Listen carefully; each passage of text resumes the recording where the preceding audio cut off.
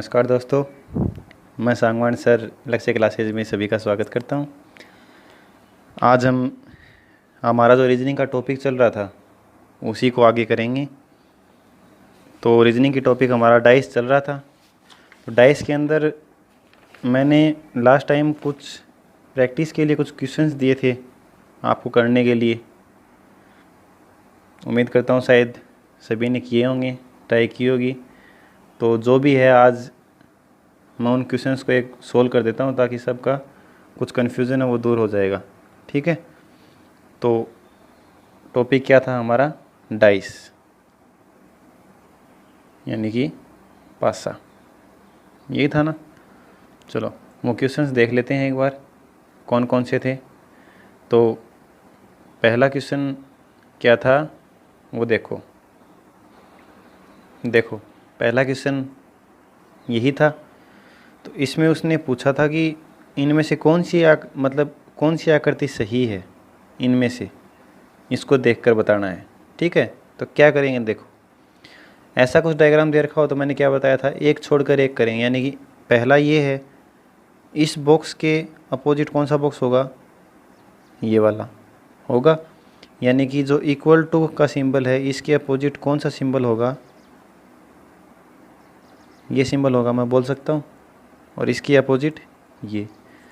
फिर था इसके अपोजिट ये है, यानी कि जो खाली बॉक्स है इसके अपोजिट खाली बॉक्स होगा। और तीसरा बच के क्या गया? ये वाला बच गया, ये एक दूसरे के अपोजिट होंगे। यानी कि जो क्रॉस है वो खाली बॉक्स के अपोजिट होगा। खाली बॉक्स के अपोजिट। क्रॉस है वो खाली के अपोजिट और खाली बॉक्स है वो क्रॉस के अपोजिट। समझ गए? अब देखो ऑप्शन देखते हैं। मैंने क्या कहा, ये जो अपोजिट हैं एक दूसरे के, ये हमको जो डाइस हमें दिखाई दे रहा है उसके ऊपर सामने दिखाई नहीं देंगे दोनों साथ में। ठीक है ना। तो देखो इक्वल टू और ये दोनों जहाँ भी है ना वो तो काट ही दो। देखो इक्वल टू और ये दोनों हैं यहाँ पे, इसका मतलब ये तो नहीं हो सकता। समझ गए? अब देखो दोनों खाली बॉक्स जहाँ हैं वो देखो दोनों खाली बॉक्स इसमें भी हैं और इसमें भी हैं, लेकिन हम इसको ये नहीं कह सकते कि ये नहीं होंगे। क्यों नहीं कह सकते? क्योंकि एक खाली बॉक्स यहाँ भी तो है ना, ये तो हो, इस बॉक्स के अपोजिट ये तो हो ही सकता है। इसका मतलब हम कन्फर्म नहीं कर सकते। तो एक बार इसको छोड़ो। क्रॉस और खाली बॉक्स, तो देखो क्रॉस और खाली बॉक्स यहाँ भी है, यहाँ भी है ना, लेकिन इसका भी हम एक बार कन्फर्म नहीं कर सकते। तो क्या करेंगे? देखो ये इक्वल टू और ये यहाँ भी आ गया, मतलब दो ऑप्शन तो कैंसिल हो गए। अब बचे कौन से? बी और डी। इनको हम कैसे करेंगे? देखो क्या पता करेंगे कि ये इनके इक्वल टू है या नहीं है। देखो मान लो कि मैं एक बार बी लेता हूँ। मैंने मान लिया कि मैं बी ले रहा हूँ। बी ऑप्शन में क्या है? क्रॉस है। तो ये जो है ना इसके अपोजिट, यानी इधर वाली जो साइड थी उसके अपोजिट मान लो कि ये है, हमने मान लिया। ठीक है, यानी कि एक खाली बॉक्स तो हमारा आ गया। अब दो खाली बॉक्स बच गए और दो खाली यहाँ दे रखे हैं, मतलब इस क्रॉस के अपोजिट खाली होगा, मतलब उस साइड में तो खाली है, कन्फर्म हो गया। लेकिन ये दो खाली बॉक्स और हैं और ये दो यहाँ पे एक दूसरे के अपोजिट हैं और ये एक फलक के ऊपर आ नहीं सकते, इसका मतलब ये तो होगा ही नहीं। अब इसको डी ऑप्शन को देख लेते हैं। डी ऑप्शन क्या है? डी ऑप्शन में क्या दे रखा है कि इक्वल टू है। इक्वल टू के अपोजिट क्या था? ये वाला सिंबल, यानी कि इसके इधर वाली जो साइड है उसके ऊपर तो ये वाला सिंबल है। ठीक है, कोई दिक्कत नहीं है। ये वाला खाली बॉक्स है, इसके अपोजिट यानी कि नीचे वाली साइड पे, ये ऊपर वाली साइड है, इसके नीचे वाली साइड के ऊपर या तो क्रॉस होगा या फिर एक खाली बॉक्स होगा। हो सकता है, कोई दिक्कत नहीं है। मान लेते हैं यहाँ क्रॉस था, मान लो एक बार कि इसके नीचे क्रॉस है। तो अब क्रॉस वाला और अपोजिट, मतलब खाली बॉक्स अपोजिट हो गए, इक्वल टू और ये अपोजिट हो गए, बचे क्या? दोनों खाली, यानी इस साइड में खाली है तो उस साइड में खाली भी है। समझ गए? अब ज़रूरी नहीं आप खाली क्रॉस ही माने, चलो ये मान लेते कि यहाँ खाली है, ये वाली जो साइड है वो यहाँ है, तो बची कौन सी, ये वाली, इसके अपोजिट, तो ये मान लो यहाँ है खाली बॉक्स। और अब ये खाली ये वाला मान लेते हैं, तो इसके अपोजिट हमको दिखाई नहीं दे रहा, वो क्रॉस मान लो। इसका मतलब डी ऑप्शन इसका सही होगा। ठीक है, अब बात करते हैं क्वेश्चन नंबर 2 की। ये देखो क्वेश्चन नंबर 2 ऐसा था, यही था ना। अब इसमें वही पूछ लिया इसने कि इस डायग्राम से इनमें से कौन सा होगा। कैसे करेंगे, देखो पहले इससे अपोजिट निकालेंगे। कैसे करेंगे, देखो मैंने इस ये एग्जांपल दिया भी था, पीछे समझाया भी था कि इसके अपोजिट ये होगा यानी कि खाली बॉक्स के अपोजिट क्या होगा, खाली। इसके अपोजिट ये होगा, मतलब यहाँ भी दोनों खाली हैं। अब बच क्या गया, ये दोनों बच गए और ये दोनों बच गए। मैंने उस एग्जांपल में बताया था कि जब ये दोनों इनको आपस में मोड़ेंगे, मतलब इस बॉक्स को जब बंद करेंगे तो एक ऐसी आकृति बनेगी, ऐसी बताई थी ना, ऐसी आकृति बनेगी। देखो ये दोनों हैं, जब बंद होंगे तो आमने सामने होंगे दोनों, ऐसे ही तो होंगे, ऐसे नहीं होंगे। देखना, ध्यान रखना, कभी ऐसे कर दो मतलब ये यहाँ आ गया तो ये यहाँ चला जाएगा, नहीं नहीं नहीं, ये गलत हो जाएगा। ये आमने सामने होंगे ऊपर, समझ गए। और ऐसे भी नहीं होंगे, ये भी ध्यान रखना, कहीं ऐसे भी कर दो कि ये यहाँ आ गया, यहाँ आ गया, नहीं, यहाँ यहाँ ही होंगे। ठीक है, यानी कि ऐसे होंगे। अब ये कैसे बना, देखो ये वाली साइड यहाँ आ गई, ये वाली साइड यहाँ आ गई, दोनों आपस में मिल गई और वो दोनों आपस में मिल गई, यानी ये आकृति बन गई। अब क्वेश्चन समझो, यानी कि मैं क्या कर सकता हूँ, इसको ये बोल सकता हूँ कि इसके अपोजिट ये जब बंद होगी तो ऊपर जाएगी, और नीचे वाली सतह हमको क्या देख, क्रॉस दे रखी है, यानी क्रॉस, यानी कि ये साइड क्रॉस के अपोजिट होगी। समझ गए। अब देखो ये साइड क्रॉस के अपोजिट होगी और दोनों एक साइड दिखाई दे रहे हैं हमको, इसका मतलब ये ऑप्शन तो नहीं है, कैंसिल हो गया।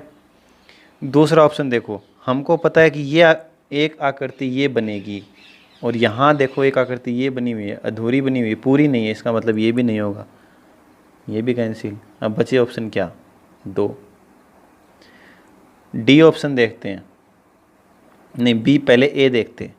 ए ऑप्शन में देखो क्या दे रखा है, खाली बॉक्स के अपोजिट खाली। मान लेते हैं कि यहाँ खाली है तो नीचे क्या होगा, खाली, यानी कि ये वाला पूरा हो गया, ये 2 काम में ले लिए। इधर खाली है तो उधर क्या होगा, खाली। मान लेते हैं ये दोनों एक दूसरे के अपोजिट हो गए। अब बचा क्या, ये वाली साइड बची ना, इसके अब ये वाली साइड तो और खाली बॉक्स तो अब हमारे पास है ही नहीं, या तो इसके ऊपर क्रॉस होगा या फिर ये वाला डायग्राम होगा।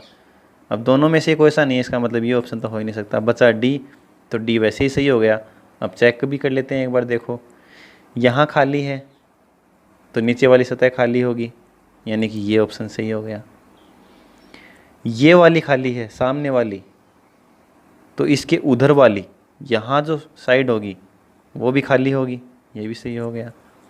अब एक साइड क्रॉस दे रखा है इसने, तो इसकी अपोजिट साइड, इस वाली साइड की जो साइड है, मतलब सतह है, उसके ऊपर हमको दिखाई नहीं दे रहा, इसका मतलब वहाँ क्या हो सकता है, ये हो सकता है ना, तो इसलिए ऑप्शन क्या होगा, डी। समझ गए। अब बात करते हैं आगे क्वेश्चन नंबर 3। थर्ड क्वेश्चन ये था, ठीक है। देखो जब ऐसा डायग्राम आ जाए तो मैंने पीछे बताया भी था आपको, देखो इसके अपोजिट एक छोड़कर हो जाएगा ये वाला और इसके अपोजिट ये, समझ गए। इसके अपोजिट ये हो जाएगा और इसके अपोजिट ये हो जाएगा, यानी प्लस के अपोजिट ब्लैक डॉट और ब्लैक डॉट के अपोजिट प्लस। अब बच गया क्या, क्रॉस बच गया, क्रॉस के अपोजिट लाइनिंग हो जाएगी और लाइनिंग के अपोजिट क्रॉस। देखो अब जो बच गया इसको हम यहाँ लिख लेते हैं। देखो मैं यहाँ लिख देता हूँ, ब्लैंक है, ब्लैंक के अपोजिट क्या है, डॉट है, और अगला प्लस है, प्लस के अपोजिट क्या है, ब्लैक डॉट, और क्रॉस बच गया, क्रॉस के अपोजिट क्या है, लाइनिंग वाला। हो गया। अब देखो हमारे पास इनमें से बताना है कौन सा होगा। तो एक चीज़ ध्यान से देखो, चलो देखते हैं। 0 यानी ओ मान लो, 0 मान लो, ओ मान लो। ओ ऊपर वाली सतह के ऊपर है, तो नीचे वाली सतह कौन सी होगी, यानी इसके अपोजिट कौन सी होगी, खाली होगी, ब्लैंक होगी। हम नीचे वाली ब्लैंक मान लेते हैं खाली है। लेकिन एक चीज़ देखो, यहाँ सामने ब्लैंक दे रखी है, हमारे पास सामने और दूसरी कोई साइड है ही नहीं जो ब्लैंक हो, नहीं है ना। इसका मतलब ये ऑप्शन तो नहीं होगा। अब बच गया दूसरा ऑप्शन। दूसरा ऑप्शन देखो, लाइनिंग ऊपर है तो नीचे वाली में क्या होगा, क्रॉस हो सकता है, ठीक है। सामने वाली सतह के ऊपर प्लस है, हमारे पास प्लस है, तो इसके अपोजिट कौन सा होगा, ब्लैक डॉट होना चाहिए। ब्लैक डॉट हो सकता है, ठीक है। एक साइड ब्लैंक है, यानी कि ब्लैंक ये रही है, इसके अपोजिट ओ हो सकता है, यानी कि ये भी सही है। इसका मतलब बी ऑप्शन सही है। श्योर कन्फर्म हो गया तीनों से, बाकी देखने की ज़रूरत ही नहीं है, ये कन्फर्म हो गया। चलो फिर भी देख लेते हैं एक बार, हमको थोड़ी सी संतुष्टि हो जाएगी। देखो, लाइनिंग ऊपर है तो नीचे क्या होगा, इसकी नीचे वाली सतह के ऊपर क्रॉस, ठीक है। इधर ओ है, इसके सामने वाली ओ है, पीछे कौन क्या होगा, ब्लैंक होगी, ठीक है, ये भी मान लेते हैं। अब बच गई कौन सी, ब्लैंक सतह बच गई। एक ब्लैंक साइड तो हमारे पास है ही नहीं, ये ऑप्शन तो नहीं होगा। यहाँ भी सेम यही कंडीशन है, इसका मतलब ये भी नहीं होगी। ऑप्शन क्या आएगा, बी। समझ गए। अब बात करते हैं क्वेश्चन 4 क्या था। देखो क्वेश्चन 4 ये था हमारे पास। जब ऐसा क्वेश्चन आ जाए तो उसको सोल्व कैसे करेंगे, ध्यान से देखना, और ऐसा क्वेश्चन एग्जाम्स में पूछा जाता है। देखो 4 ऑप्शन दे रखे हैं हमको, यानी 4 डाइस दे रखे हैं। उसने ये कथन दे दिए, ये 3 कथन हमको दे दिए कि 1 के सामने 2 है, 3 के सामने 6 है, 5 के सामने 2 है। 3 कथन उसने दिए हैं ये, ठीक है। और उसने ये पूछ लिया कि अब ऑप्शन उसने क्या दे दिया कि बताओ इनमें से कौन सा कथन सही है, उसने ये पूछ लिया। तो क्या ऐसा जब क्वेश्चन आ जाए तो क्या करेंगे, सबसे पहले एक बार कथन को भूल जाएंगे, देखना ही नहीं है। ऑप्शन की तो बाद की बात है, कथन भूल जाएंगे, एक बार क्या दे रखे हैं उसने। सबसे पहले हम इन 4 डाइस जो दे रखे हैं, इनसे एक दूसरे के अपोजिट हम खुद निकालेंगे, ठीक है। कैसे करेंगे, देखो मैंने क्या बताया, जब 4 दे रखे हो ना तो कोई भी 2 को डाइस हम ले लेते हैं, या तो इन दोनों को ले लो, या इन दोनों को ले लो, या फिर इन दोनों को ले लो, या फिर पहले को और चौथे को ले लो, कोई भी ले लो। जैसे मान लेता हूँ कि मैं पहले को कॉमन देख लो, कॉमन कौन से हैं, पहले में और तीसरे में एक कॉमन है ना, तो इस दोनों को ले लेते हैं, इजी हो जाएगा। देखो जब दोनों में एक कॉमन है, इसमें 1 है, इसमें भी है, इसमें 2 है, इसमें नहीं है, इसमें 3 है, इसमें नहीं है, यानी कि 1 दोनों में कॉमन है। और जब एक साइड दोनों में कॉमन हो, तो मैंने क्या बताया था, जब एक साइड दोनों में कॉमन हो तो उस साइड से क्लॉकवाइज चलेंगे, यानी कि 1 से। जब इस डाइस की बात करूं तो यहाँ से क्लॉकवाइज यहाँ जाएंगे, किस में जाएंगे, 2 में। 2 से आगे किस में जाएंगे, 3 में, चले गए। इसी प्रकार अब यहाँ करेंगे, 1 से किस में जाएंगे, क्लॉकवाइज चलना है ना, 5 में। और 5 से किस में जाएंगे, 6 में, सॉरी इसमें नहीं, इसकी बात हो रही है। 1 से 5 में, और 5 से किस में जाएंगे, 6 में। इतना समझ में आ गया सबको। अब देखो इसका मतलब क्या हुआ कि 2 के अपोजिट तो 5 है, ये कन्फर्म हो गया, और 3 के अपोजिट 6 है, ये भी कन्फर्म हो गया। बचा क्या, 1। तो संख्याएं हमारे पास 1 से लेकर 6 तक दे रखी हैं ऊपर चारों डाइस में। 5 मान हमारे पास आ गए, 1 आ गया, 2 आ गया, 3 आ गया, 5 आ गया, 6 आ गया, बच गया क्या, 4। यानी 1 के अपोजिट क्या होगा, 4 होगा। समझ गए। अब देखो हमारे पास अपोजिट मान आ गए, सबके अपोजिट वैल्यू सबकी आ गई ना, कि 1 के अपोजिट तो 4 है, 4 के अपोजिट 1 है। 2 के 5 है और 3 के अपोजिट 6 है। अब कथन देखो क्या बोल रहा है वो बोल रहा है कि 1 के सामने 2 है, तो 1 के सामने तो 4 है, 2 नहीं है ना, इसका मतलब इसका कथन 1 है, वो तो गलत हो गया। दूसरा कथन वो क्या बोल रहा है कि 3 के सामने 6 है, देखो 3 के सामने 6 है, हमारा भी 3 के सामने 6 है, ये बात उसकी सही है।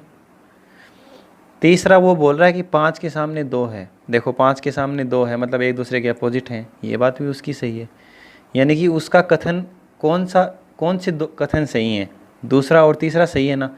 और ऐसा ऑप्शन है क्या हमारे पास, देखो केवल कथन 1 सही है, नहीं ये तो उसका गलत हो गया, इसका मतलब ये ऑप्शन तो नहीं है।